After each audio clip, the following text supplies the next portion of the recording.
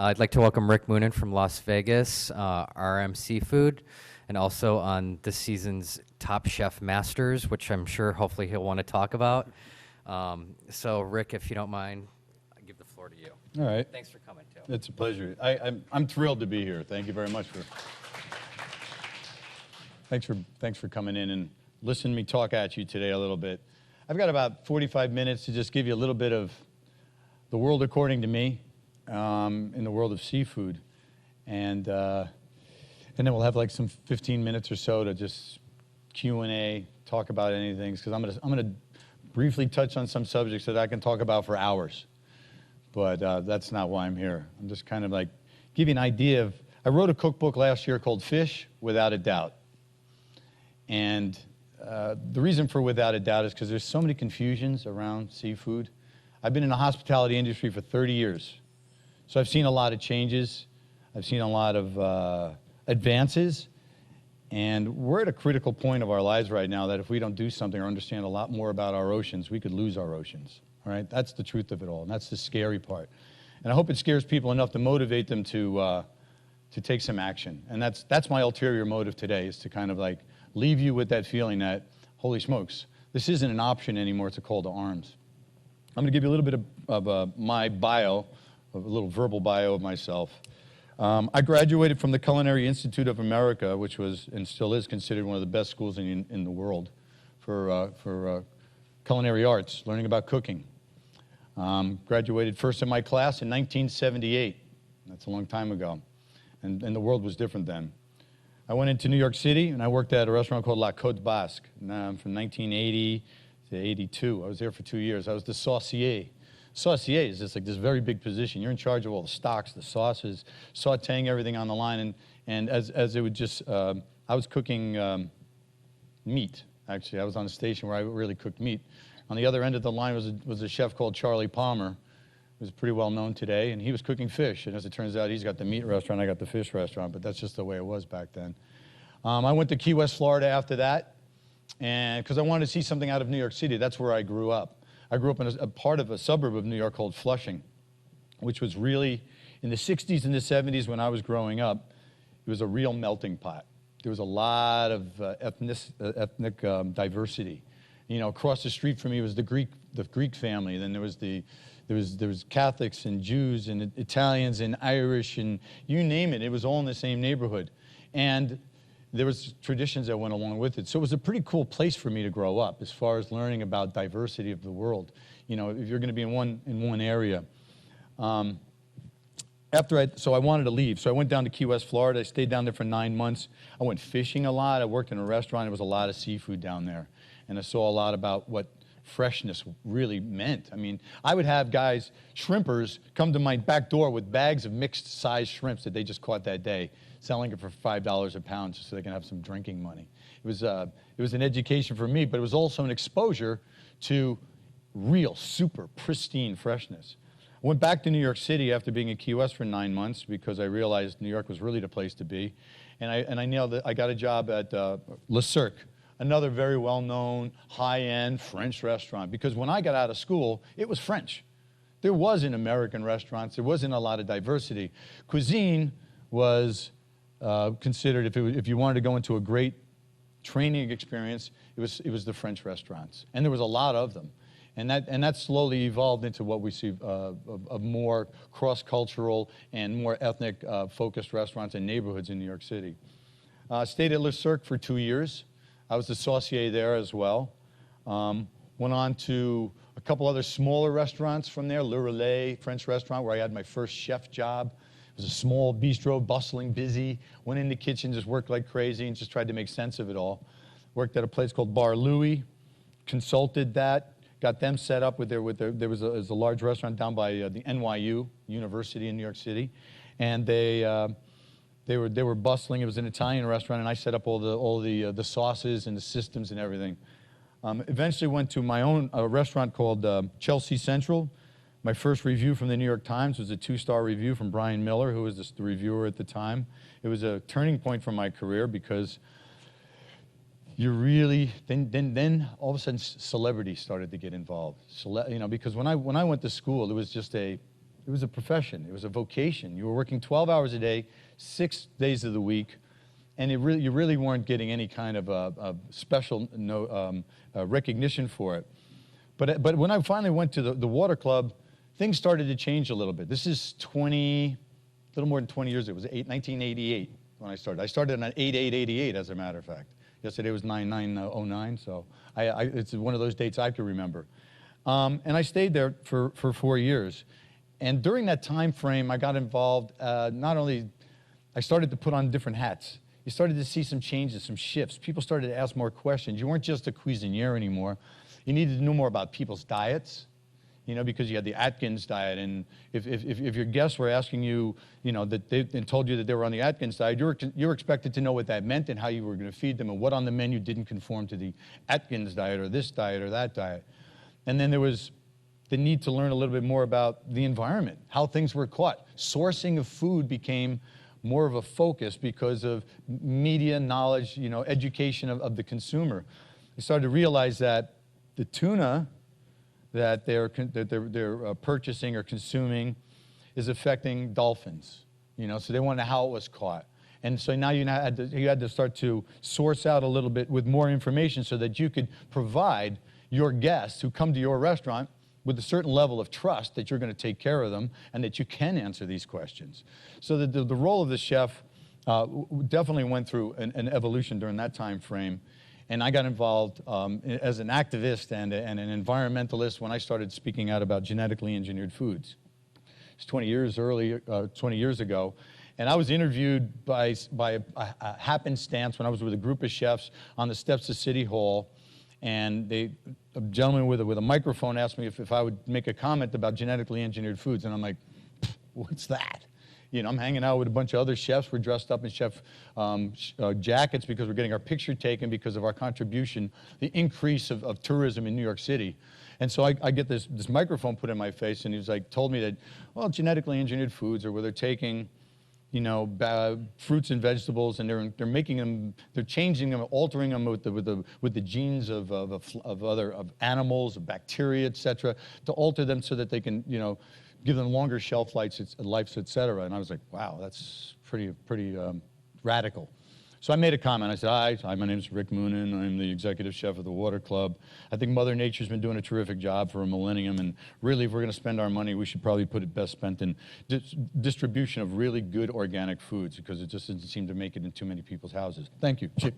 That made it on the radio, and it was one of those radio stations that repeated a soundbite every hour. So all of a sudden, I'm getting phone calls from something I knew nothing about hours ago, genetically engineered foods. So I'm suddenly the expert, a go-to. So I realized at that point I needed to find out more, and this is, again, in the late 80s. So the only thing you had was a fax machine and a phone. We didn't have all of these things on our laps and in our hands. And I made a few phone calls. I got the New York Times, looked up genetically engineered food article, and I realized that Dr. Rebecca Goldberg and this guy named, what was his name? He was a big activist, and Jeremy Rifkin, a big activist in D.C., called him up and said, I need more information. They faxed me a ream of paper. And I'm sitting there reading it, just wigging out over the fact that there's no pre-market safety testing on these things. There's flounder genes in your tomatoes, whether you know it or not, because flounders are found that they can freeze and they can thaw out. A flounder will live. Oh, that's cool. Let's take that gene, put it in a tomato, and now we got frost-resistant tomatoes.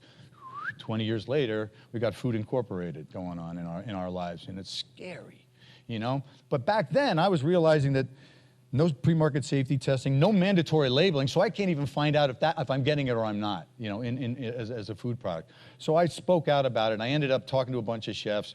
We ended up having a press conference. The press conference turned into a chefs coalition for the Pure Food campaign. 500 chefs later, a few months later, sending out letters. Everybody's up in arms about their food, where it's coming from, how they can't answer the concerns of their customers anymore, because if you had an allergy to a flounder, how would I know it if you were having a tomato salad today? I can't tell you that anymore. That was just wrong, and that's really what we're reacting to.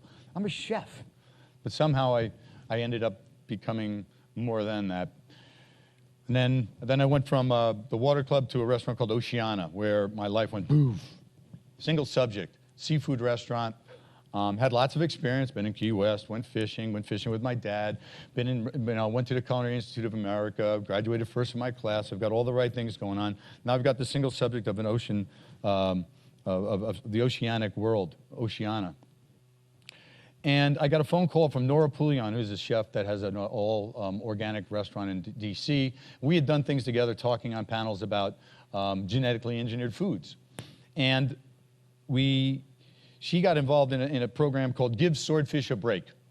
Now, swordfish, North Atlantic swordfish, beautiful animal, pelagic, goes all over the world. And if they found out, or they did some statistics, some studies, that if we don't change the way we were buying North Atlantic swordfish, purchasing and catching it, or hunting it, really, it's not just catching, it's hunting, that it was going to become commercially extinct within the next 5 years. I was like, whoa. And because I was going to the Fulton Fish Market on a regular basis when I was the chef of the Water Club, I realized that there were some major changes from my own personal experience. I'd seen, when I was at the Fulton Fish Market, the size of the fish diminish. They categorize them. A swordfish that's under 100 pounds is called a pup. Between 100 pounds and 200 pounds, it's called a marker. Between 100 and 200 pounds, 200 and above is a double marker, and on and on. I'm going to guess that a 300 above is probably a triple marker. Now, I used to see double markers all the time. I used to purchase them. You know, when I was at the Water Club, we did some major volume. I'd buy entire fish. It was a great steak on a grill for large parties, banquets. Grilled swordfish was very, very, very well appreciated. I started seeing them smaller and smaller. I mean, to the point where it was more common on the Fulton Fish Market to find pups, 100 pounds and lower. And when I was asked to be a part of Give Swordfish a Break, well, I saw that there was concern, so I joined. I said, why not? And I ended up becoming a poster child spokesperson for it. And I never looked back. You know, what it was an awareness campaign to alert people that if we kind of lay off of this fish a little bit, it'll make a recovery. But it was more so trying to get government regulations to happen. In the history of these regulatory agencies trying to be persuaded to do the right thing, it was difficult. Whereas with this nationwide awareness program motivated agencies to actually make regulatory changes internationally, and North Atlantic swordfish became on a path of sustainability, which is amazing, and it was historic. I ended up going from Oceania after I got involved with Give Swordfish a Break. I opened up my own restaurant in New York City, and now I'm in Sin City, Nevada, Las Vegas, Nevada for the last 5 years, running my own restaurant. It's called Rick Moonen's RM Seafood, and it's about all different kinds of layers. From downstairs is a casual cafe where there's recognizable seafood items like gumbos and chowders, and we have a sushi area. I have a raw bar area, and upstairs is my fine dining floor where the white tablecloths, the fancy linen and silver come out, and we deliver a top-notch, expensive, high-end experience. When I graduated from the Culinary Institute in '78, there was not a part of that, and this is considered the finest culinary school in the United States. There wasn't even a program on seafood. In 1976, when I started there, it wasn't a part of the curriculum. There was nothing about fabrication of fish. There wasn't about product identification, because seafood is confusing to most people. And there's many, many reasons why it's confusing. I was not really capable of finding too much sources on seafood. You know, I'm thinking back on, you go through an entire culinary school. The only exposure that you really had to seafood was some appetizers, and that's really all that was being offered in restaurants at the time. I have a couple of menus. This is a menu from Chicago in the 1970s.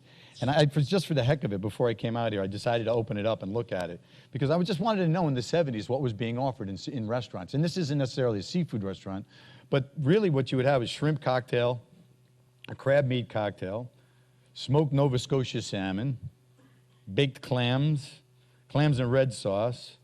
You know, you would find dishes that were just very, very basic. You weren't, and back in that time, that's when fish had and dishes had names to them. You knew what Florentine was. Florentine meant that there was spinach in it. And I've got a list of things here. Bonne femme.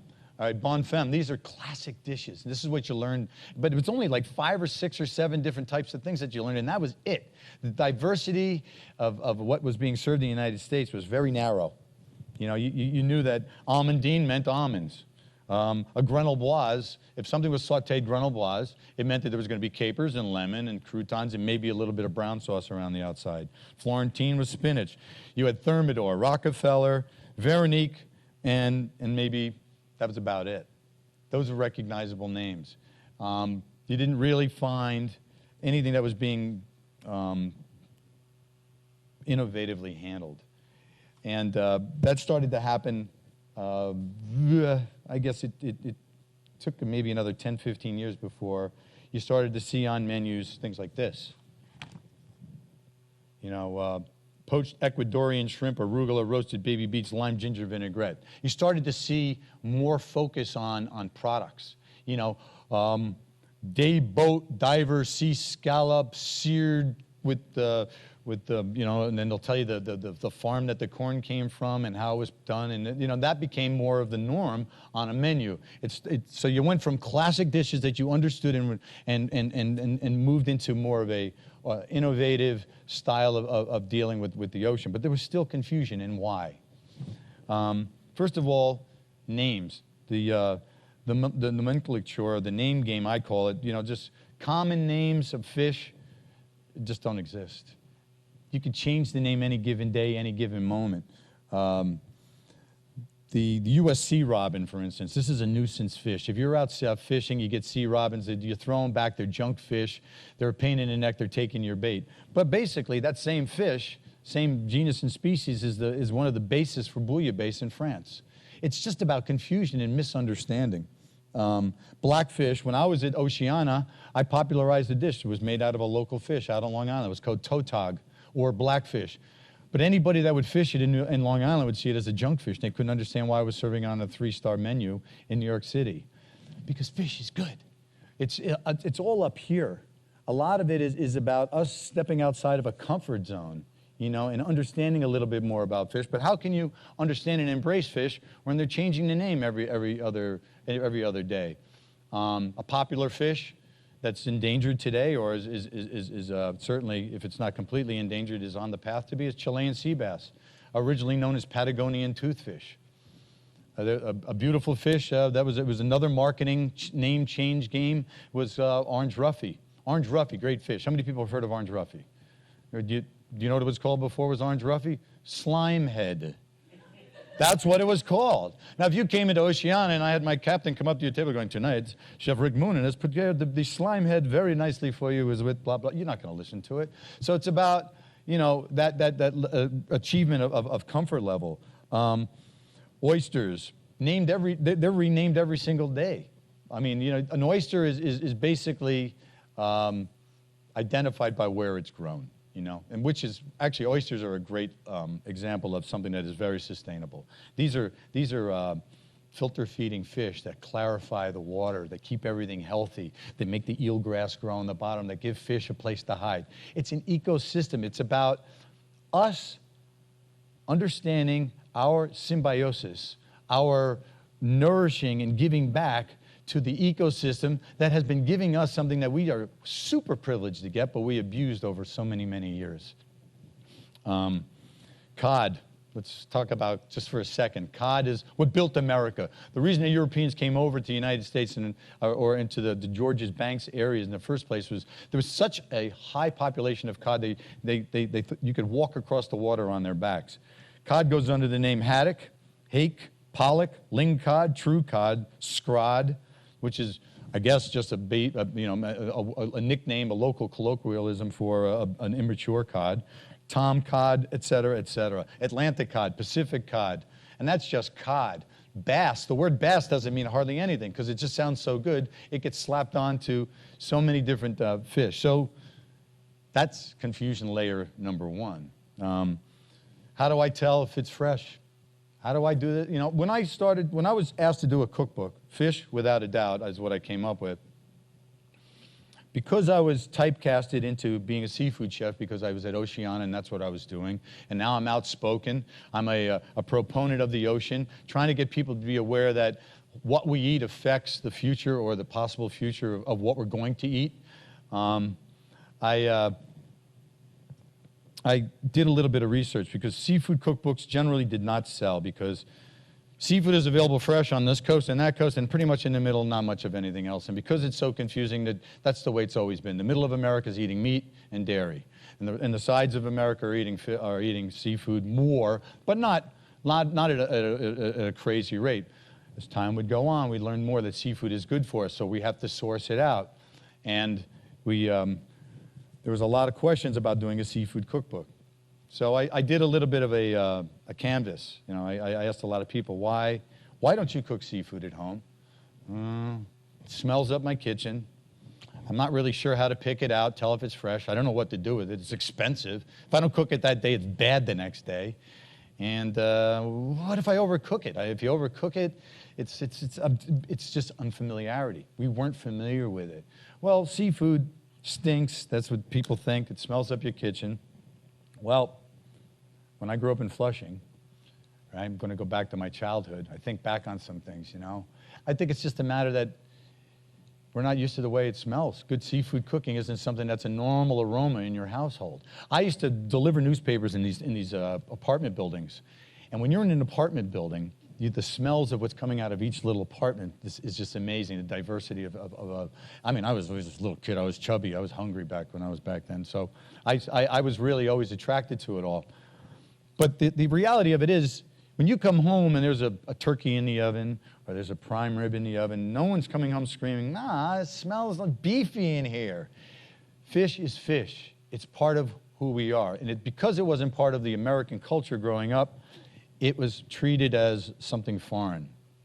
You know, in my household, we ate it once a week. My mother, devout Catholic, Fridays, we're eating fish. If you eat meat on Friday, you go to hell. So I'm probably going to go to hell. I ate a hot dog once.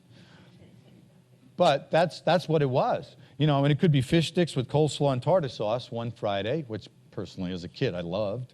Could be, you know, or a swordfish steak broiled under the broiler, or a piece of salmon, or something different. But it was something delicious. And it's just about that comfort, and it's about, that's where I'm hoping that our culture is ready to push ourselves over the edge and get a little bit more diverse. Because at the end of all of this, that's the answer, is about diversity. It's about getting out of your little comfort zone of shrimp, salmon, and tuna, and that's it. Okay, I got my omega-3s, I'm good. But the problem is that we put so much pressure on those species that they become endangered, you know, and non-sustainable.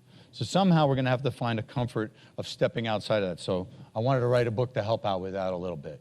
You know, say that categorically, here's a recipe, pick anything out of this category of fish and it'll have a success. And hopefully you're stepping out into a place, you know, so you're having tilapia once in a while. You're having a barramundi. Now you're having a, you know, fish that's outside of your tuna, salmon, and shrimp box of comfort. Freshness. How do I tell if it's fresh? You know, that rolled into the book. The comfort of picking out a piece of meat is not the anxiety level is low. You know what to look for. It's the same things when you're looking for fish. If it's browning around the edge, or it doesn't look right, or the coloration isn't the same, if it's not attractive to you, you've got all the basic skills, and that's what I try to do. With this language that I'm speaking to you with, that's the voice, that's the language that I wanted to do a book. I didn't want to be pretentious on a subject that's already confusing, because it's not going to get you anywhere. I want to say it's not that difficult. If I can do it, you can do it. And because I was doing it for so many years, you know, I tried to kind of like give people an idea of like what's happening. I mean, how a fish is handled is really the most crucial thing to the freshness. It's not how many hours out of the water. 2 boats fishing, same day, same bay, pulled the fish out of the water. Ooh, they both caught a 15-pound striped bass. Mr. Number 1 with a cigar in his mouth throws it on the deck, steps on it, pulls the hook out of the mouth and starts fishing again and leaves it right there. Second person carefully takes it out, puts it on ice, guts it, puts it there. Fish has been out of the water exactly at the same time. Which fish is fresher? Oh, the one that's on ice, well, not really. It's the same amount out of the water. So it's how it's caught, it's sourcing, it's so many different things. Oh boy, more confusion, all right? But you can use your own eyes. You can tell, if they're handled correctly, and you can go to a fishmonger and you ask questions. What I want to do is empower you to ask the questions. The more consistent questions that are asked upon an industry that has not really focused on being consistent is going to force them to be consistent. And the power of where we are right now can tell you that. Just walking through this campus is blowing my mind. And this is where movements are changed. I mean, we vote with our wallets, so knowledge is incredibly powerful. And emotion behind it is what makes people use that knowledge. So I'm here to make you all cry if I can figure that out today. The fish, you look at it, it's supposed to bounce back. You touch the flesh. The scales should be all intact. The eye should be clear.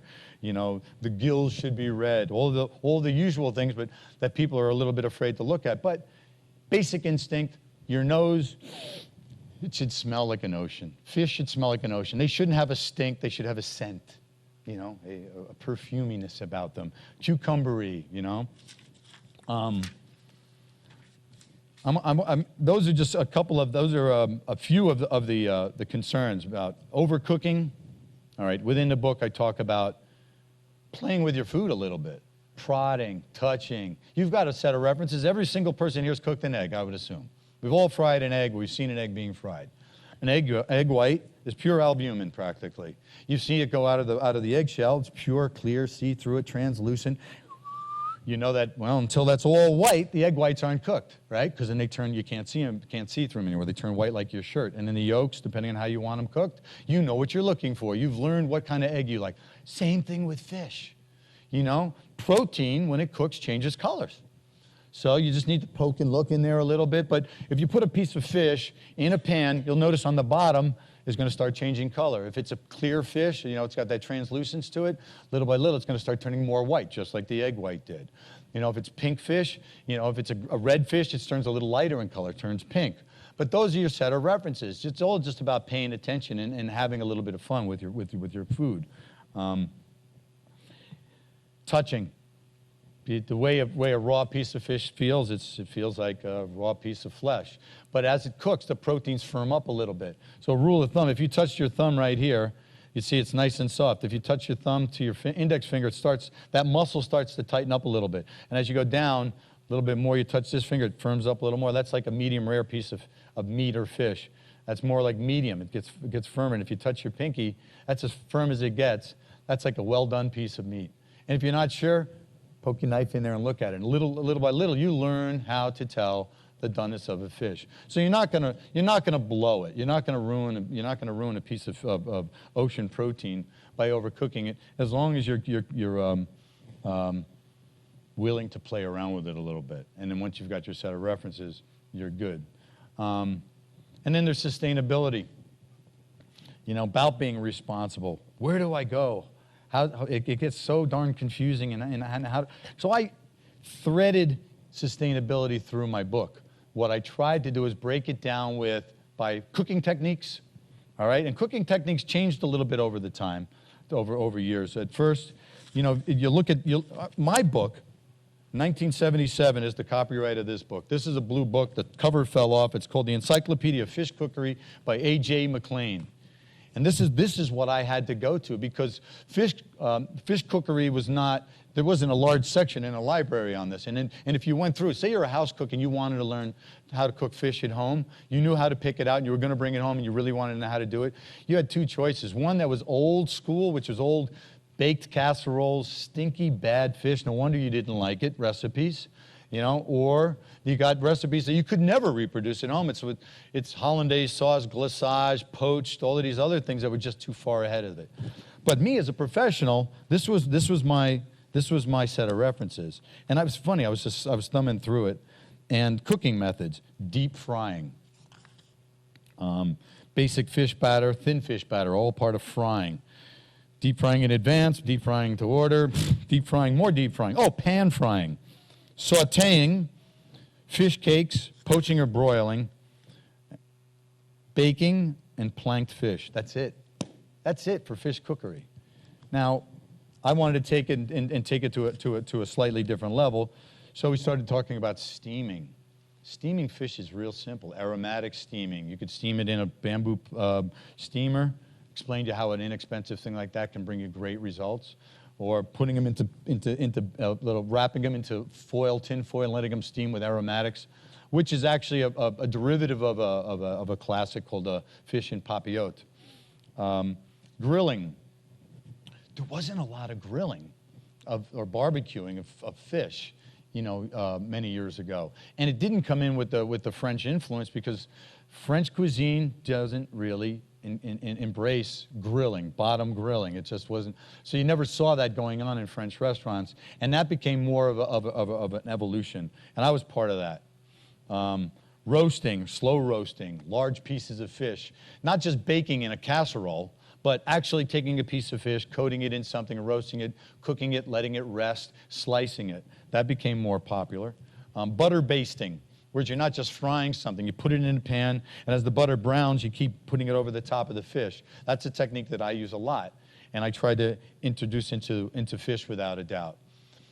The purpose of this book is to get people to take from bad fish to successful fish. Next book will be the fancy stuff, but I didn't want to intimidate anybody by coming out with a book that was going to continue the whole idea that you make a hollandaise and then you just fold in some whipped cream, put it over the top, and that's it. How many people make a hollandaise at home? None that I know of, anyway. And butter poaching and better poaching methods, like not boiling fish, cooking at controlled temperatures, so that the protein actually stays intact and that the results come out unctuous. And those are all techniques that I incorporated into the book, and it's broken down by exactly that. And flavor combinations. It basically gives you a matrix of possibilities, so that when you're going to the store and you've got a recipe in your hand that you've ripped out of a magazine or printed on your computer, and you're going to the store to buy, chicken breast, broccoli, garlic, lemongrass, whatever it is, you can get those items. But if you're going to the store and you're going for trout, for instance, okay, I got a great trout recipe for all of you, right? It's chicken fried trout with a coleslaw and a tartar sauce. Delicious. And you're great. I'm going to go do it. And you go run to the restaurant, your store, and you go, I need trout. No trout? What do? You know you're going to find chicken. Well, what I try to do is accept substitutes. That same chicken fried trout recipe, you could do it with tilapia, you could do it with catfish, you could do it with mahi-mahi, you could do it with Arctic char. So you've got yourself one technique, yet a matrix of possibilities for success. And that was another directive that I wanted to. And that's what's going to get you comfortable, or hopefully will get you comfortable with personally having success at home, which will make you want to do it more and more again, and see some diversity. What really happened, how it all came to change was, in my lifetime, I'm from the East Coast. I saw when Gilbert Lacause opened up a restaurant called Le Bernardin in New York City. It started to show people that fish can be treated a little bit differently and enjoyed. It's okay to have fish that's not completely cooked through if it's sourced out right. He started to introduce carpaccios and ceviches and tartars and medium rare cooked fish. And it became, and this is at a time where sushi wasn't even recognized. People weren't eating raw fish. It just wasn't done.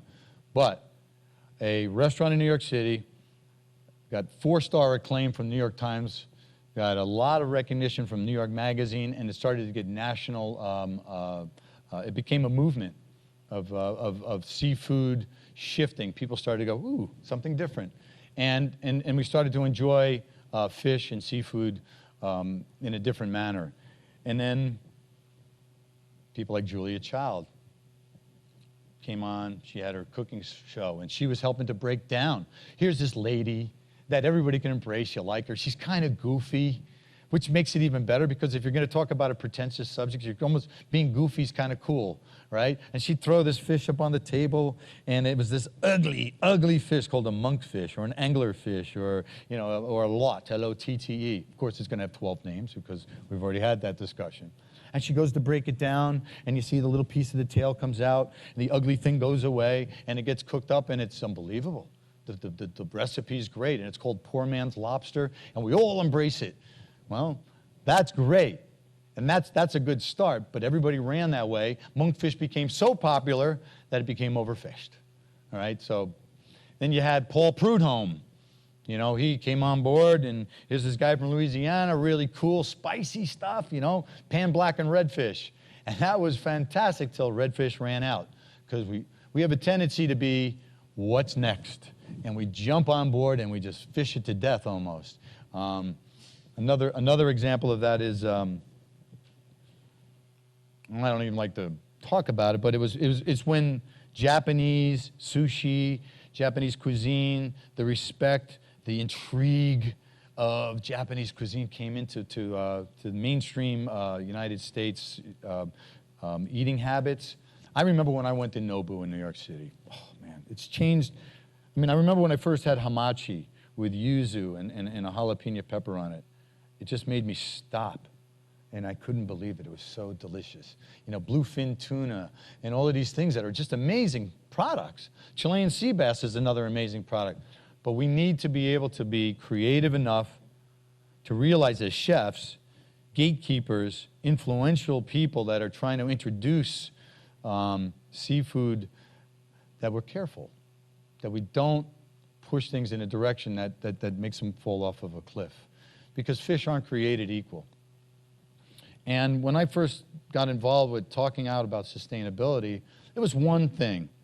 Let's stop catching so many, because we got technology. Over the last 50 years, technology has far surpassed anything that's being hunted, right? I mean, nothing that's hunted today stands a chance. If we allow it, they will be completely captured and just taken out of an ecosystem, and we can't allow that to happen.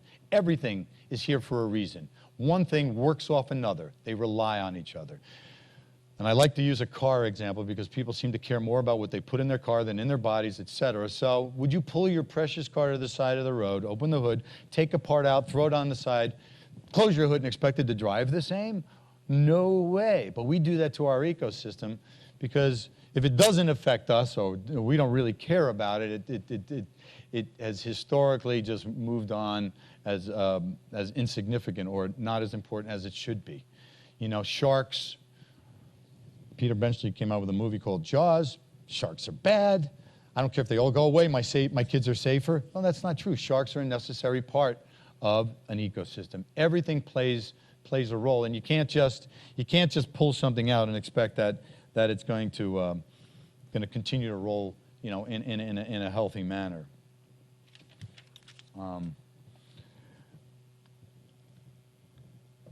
I am confused where I'm going next, to be honest with you. Other things that I wanted to incorporate into Fish Without a Doubt is basically just a level of comfort. You know, when I did this book, I tried to immerse myself into what most people have to encounter as hurdles when they decide that they're going to cook fish at home, and that is, you know, recognizing, being comfortable going to the market, holding on to it, how to handle it when they get home. And so I had a lot of different sections of A Fish Without a Doubt are just illustrative. Rub your hand over the fish, touch it, smell it, feel it, cook it while it's cooking, you know, prod it. You know, here's some flavors that are going to work, that are going to give you a much better level of success. So back to sustainability. It wasn't just about taking too many fish out of the ocean, and I thought that was the way this was going to be, because there's other issues of concerns. One of them being not just overfishing, but bycatch.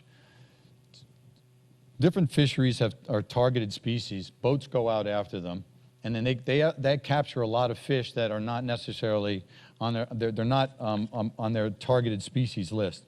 So there's a lot of excessive waste of bycatch. I just wanted to get a statistic. These are the accidental capture of untargeted species. So if you're going after pollock, for instance, in the Bering Sea, and you've got these gigantic trawlers, these things that are the size of city blocks that are just, you know, removing pollock from an area where they've identified them, other fish come up with them, such as wild salmon, such as sea turtles, such as other things. And by the time they filtered out what they have wanted to bring up in the first place, everything else gets pushed over the side, dead or dying, to the tune of like 7.3 million tons in a year. That's a lot of protein. And in an ecosystem that the biomass is just diminishing, we need to take that into consideration. So I needed to take that into consideration. I didn't want to, but it's something that I had to think about when I was trying to decide what I was going to put on my menu or what I was going to promote. Habitat destruction was another one. If you destroy where they live, you know, that's going to help. That's going to contribute to the deterioration of a population of a species. So if you're going to drag these real super heavy nets along the bottom of the ocean floor, basically you're destroying where they live. You're catching them, you're bringing them up. Let's just talk about shrimp, for instance, because people understand shrimp. Shrimp dredging, you throw these big nets and you drag them around, you know, using sonar. Well, there seems to be more in this area, that area. But you're knocking down everything that they need to reproduce after you're done catching them. It's like clear-cutting a forest to get a deer for dinner, you know, and then there's no more forest left, and you wonder why there's no more deer the next time you come back to find that deer. Same exact mentality, and it's happening, and it happens continuously. So habitat destruction. So now, still trying to be a chef here, and trying to figure out and do the right thing. I got to worry about sonar, radar, you know, just technology being too strong. Then now you got to worry about the fact that they're catching things that they're not supposed to catch, and that's a big, disgusting waste. And now it's about habitat destruction. Let's stop messing up their worlds. Let's make sure the coral reefs are good and everything else so that there's a healthy ecosystem for everything else. Good, I'm done, right? No. The thing that I thought was the greatest answer to in the world was farming fish. We could farm fish, right? This is great. Farmed Atlantic salmon, the best thing since sliced white bread. And this is back when I was at Oceana. I thought farm-raised Atlantic salmon was tremendously great. And I'm supporting these environmental groups doing efforts about give swordfish a break. Fine, we'll give swordfish a break. It's worked, all right? Now they start talking about the salmon that I've been loving because it's inexpensive, it's diverse. Everybody loves salmon. Salmon is the #1 selling finfish. You can cook it just about any technique you could possibly want. It's on the cover of my book. You know, you wouldn't put something on the cover of a book that's going to scare people away. You know, so salmon being fantastic, I didn't want to hear how it's not good for the environment. I'm getting to the point where I don't want to know anymore. My job is getting much more complicated, but I needed to because I was already deep into finding out about what's happening. And there's aquaculture that you're raising carnivorous fish. Carnivorous animals. There's nothing you can buy in a supermarket that's carnivorous, except for fish. Now, in order to feed those fish, you have to give them meat, and the meat that they eat is more fish. So you go over and you grab larger quantities of this fish, right? Sardines, anchovies, what do you care? You don't eat them anyway, right? Let's get all those anchovies and sardines out, make Purina salmon chow, feed the salmon. Well, the ratio is off. It takes you 5 pounds of this fish to make 1 pound of that fish. What about all the other wild species that are relying on the sardines, anchovies, categorically? They suffer too. Oh boy, that's just what I needed. Not only that, they escape because they're open nets. They put them in the ocean, you know, or in these netted areas, and there's high concentrations of fish in there. Well, they have predators. Predators come and rip holes in there. You know, if I was an orca whale and if I was a killer whale and I knew there was a smorgasbord of salmon around the corner, me and the rest of the boys are going to go rip a hole in there and have dinner. Well, that happens, and millions of them escape a year, also competing for food. And God forbid that they start to reproduce with the wild species. That'll just take a genetic code that has been set up over millions of years and just pollute it to the point where they'll get so confused they won't even know where they're going anymore. Where was I? Okay, now and then there's the usage of antibiotics. You know, if you've got a concentration of fish in such a small area, one gets sick, they all get sick. The stress or the strain of their environment is just not right. So, holy smokes, I'm giving you so many negative things. Well, there are solutions. A permanent barrier, first and foremost, between the farm and the natural environment would be great. You know, and okay, one more thing I didn't even bring out. In these nets, sea lice, which is a natural part of, you know, of a life cycle of a fish, but normally the sea lice don't come into their world when they're immature, because they don't, but when they're immature, they don't have a coating on the outside, or they don't have the scale coating that can protect them from sea lice. Well, these salmon farms produce such high concentrations of sea lice that then spews into the natural environment that anything that may swim by, such as one of the 5 left species of salmon, they get infected by it, and it's detrimentally affecting their population and their chances of coming back in consequent years. So salmon is really a big case study right now on what's happening in aquaculture and how there are better techniques. And the better techniques are when there's a permanent barrier, when there's closed containment systems. And there's a lot of research being done, there's prototypes. It's more expensive, so no one wants to run and do it, but in our world, and hopefully in our lifetime, we're going to see more and more of closed containment systems being implemented. They're talking about doing it in Canadian government subsidizing some closed containment systems. And the one thing that I don't even like to talk about, but it's a part of my reality, it's health risks. You know, health risks of fish. I'm trying to sell you fish. I'm trying to tell you how good it is. Omega-3 is great for your body, for your mind, and I want you to buy my book. I want you to take it home because it's a tool, you know. And you could, if you purchase you know, sustainable fish off of like programs like Seafood Watch. Seafood Watch is like this Monterey Bay Aquarium. Well, it's not just aquarium. To me, it's like it's the center for sustainability of the oceans in my world, because it's a combination of many different layers of expertise: scientists, marine biologists, you know, and people that just really care. And they boil it down to these Seafood Watch cards, where you get yellow, green, and red areas, and they simplify it all. Everything that I've been talking to you about for the last 45 minutes is basically broken down and simplified on these cards. If you choose from the best choices, you're making major strides towards making sure that there's a healthy supply of ocean protein in the future. You know, and if you can't find the green, ask questions. Why not? Why can't you get the green? And along with this becomes a tool towards making sure that generations from now that there's going to be seafood available for on and on and on. I went further than I thought I was going. I could continue to talk forever, but I wanted to open this up for a Q&A and see if there's any parts of what I was giving you discussion about that we can maybe go a little bit deeper in. Yes?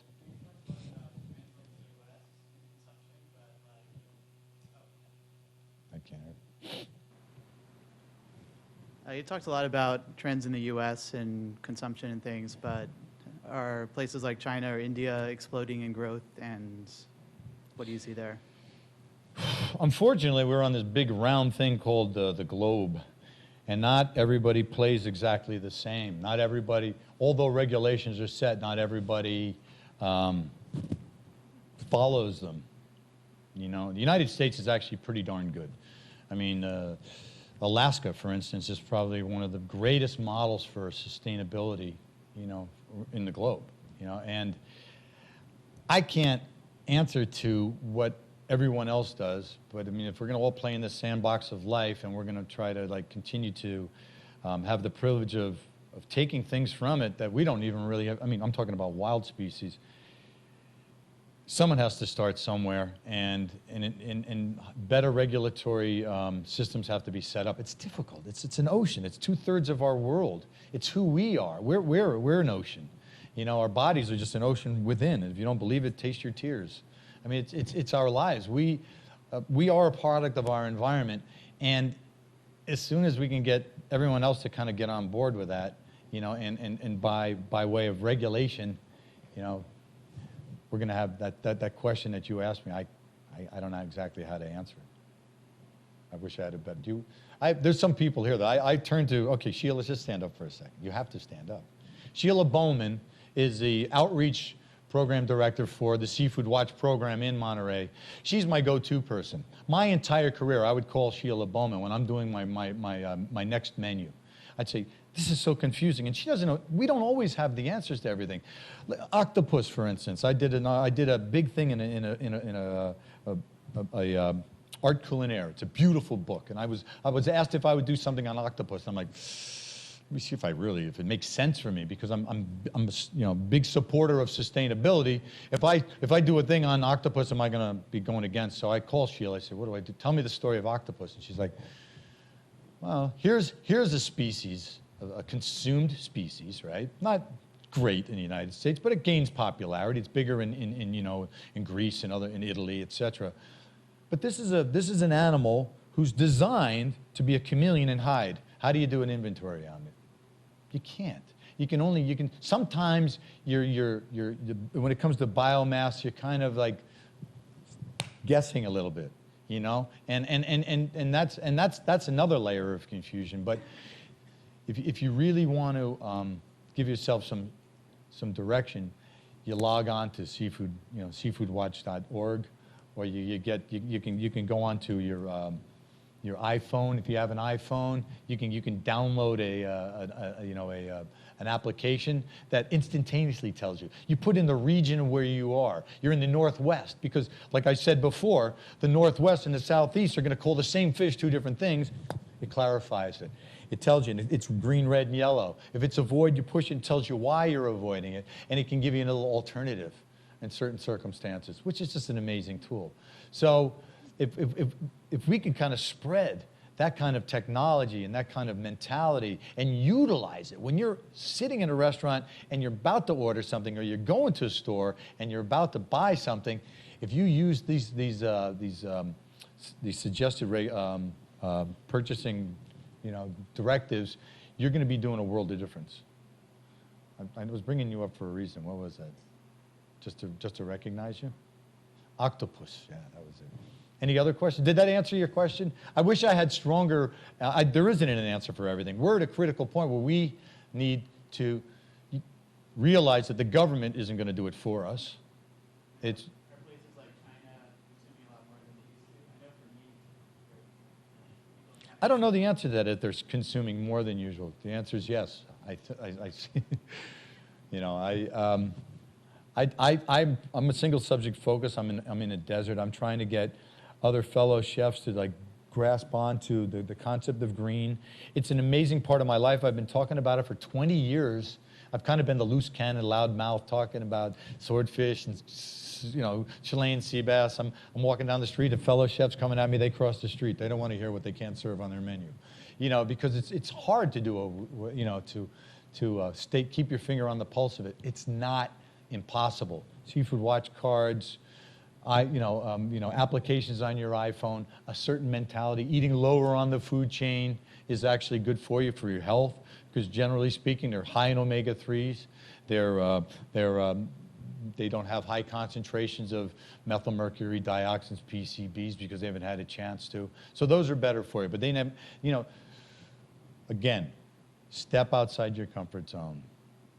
Try something a little bit different other than the fish that are in the red, and you'll find out that it can be delicious. And it's up to people like myself and people in my industry to take sustainability and make it taste good.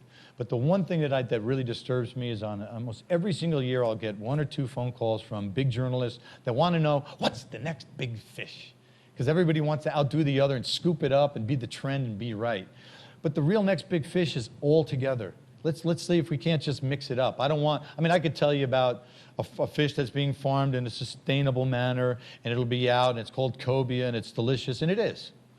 But I don't want that to be the next targeted fish, because then they're going to have to make so many farms that it's going to have an impact on something. If we could just learn that diversity is the answer to living in symbiosis with our ecosystem, we'd be so much better off. Any other questions? Yeah.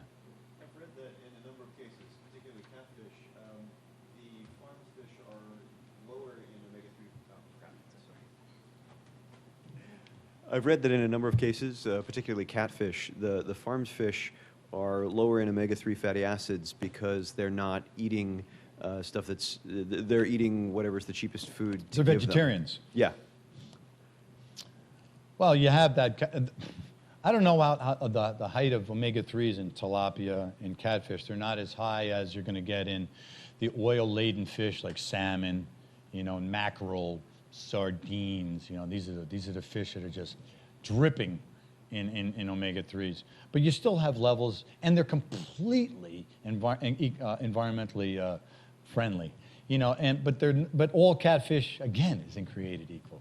U.S. farm-raised catfish is probably the best catfish you're going to get, because outside of the United States they figure out cheaper ways of producing it, overproducing it, taxing the environment. The fish aren't going to be as healthy. They're certainly, you know, it's animal welfare. These fish are just jammed, filled. Throw on this chemical, you know, like to regulate parasites or whatever else that needs to be regulated, or, you know, antibiotics if there's an outbreak of some sort. We have much tighter regulations in the United States, so you're eating healthier fish, and you may have to eat higher amounts of it to get the level of omega-3s, but you're still getting them. So there is some truth to, not all fish again are created equal, but those, being vegetarian, are considered some of the best alternatives, or the best farmed fish to eat. Any other? I could stay here all day and talk about this stuff.